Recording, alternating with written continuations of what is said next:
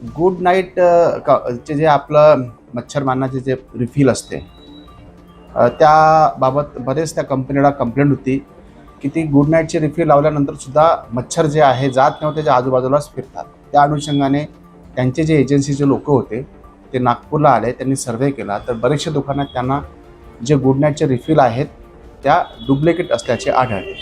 त्या अनुषंगाने ते वरिष्ठांना भेटले. वरिष्ठांच्या आदेशान्वये आम्ही गणेशपेठच्या हद्दीमध्ये, पाचपावलीच्या हद्दीमध्ये आणि लकडगंज पोलिसांच्या हद्दीमध्ये, तसेच झरीपटका पोलिसांच्या हद्दीमध्ये सुद्धा ठिकठिकाणी एकाच वेळेस रेड मारल्या. एकूण 5 दुकानात रेड मारल्या व असा भरपूर 25 ते 30 हजाराचा माल आम्ही जप्त केला.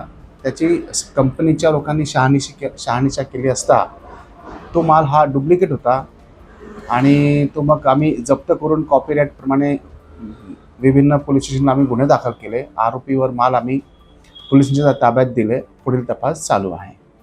यामध्ये जे गुड नाईटच्या कंपनीचे जे एजन्सीचे जे लोक आले होते, त्यांचं असं म्हणणं होतं की त्यांना भरपूर कंप्लेंट होता की हा मच्छरमुळे जे सध्या डेंग्यू आणि मलेरियाचे जे सध्या रोग चालू आहे मच्छरामुळे, आणि गुड नाईटचं रिफिल लावूनसुद्धा ते जात नाही आहे.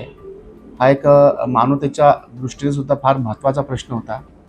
कारण की जे मलेरिया किंवा डेंग्यू सध्या जे त्याचं प्रमाण वाढलेलं आहे ते सुद्धा बंद होण्याच्या अनुषंगाने ही कारवाई करण्यात आलेली आहे.